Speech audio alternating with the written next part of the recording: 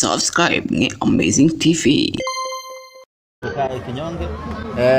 Badala yake ni msimu ambao tumeumaliza tukiwa na faraja na furaha kubwa, kwa sababu tumefanikiwa kuiboresha timu yetu na kuifanya kwa bora. Na Simba msimu huu ndio timu ambayo imekuwa na kikosi bora, ndio timu ambayo imemiliki wachezaji wazuri na mahiri, ndio timu ambayo imekuwa na kiwango bora kwenye kila mechi, ndio timu ambayo imecheza na kuonesha upinzani mkubwa kwenye kila mechi ambayo tumecheza.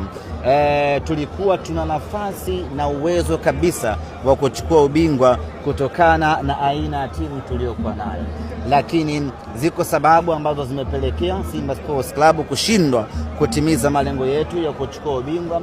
Ziko mechi ambazo hatukustahili kupoteza tukapoteza, lakini yako maamuzi ya hovyo ambayo mengine ni ya makusudi na mengine ni ya bahati mbaya ambayo yalikuwa yakifanywa na waamuzi wetu, ndio ambao wamepelekea Simba kukosa ubingwa msimu huu. Sisi kwetu, kwa maana benchi la ufundi, wachezaji wametimiza majukumu yao ipasavyo kwa 100%.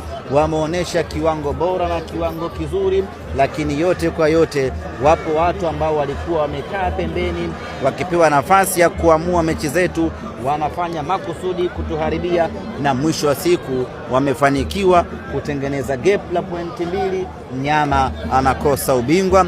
Yote kwa yote sisi bado hatujamaliza msimu. Sisi tumemaliza mechi ya mwisho ya ligi kuu hii leo. Bado tuna mechi moja ya kwenda kutupa furaha wana Simba. Na nilisema ya kwamba msimu huu kuna mawili ya lazima yatokee. La kwanza, tuchukue ubingwa wa makombe yote mawili, kwa maana ya kombe la CRDB na kombe la NBC. Lakini kama itashindikana, tutakosa moja, basi tupate moja. Hii leo rasmi ni kwamba tumelikosa kombe moja, kombe la NBC. Tunamshukuru Mwenyezi Mungu. Nguvu kubwa inaelekea kwenye mechi yetu ya kombe la shirikisho la CRDB.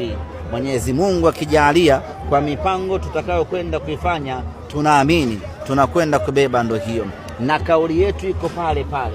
Msimu huu lazima tugawane furaha. Wao wapate kombe dogo, sisi tupate kombe kubwa la kwenye nchi hii ya Tanzania.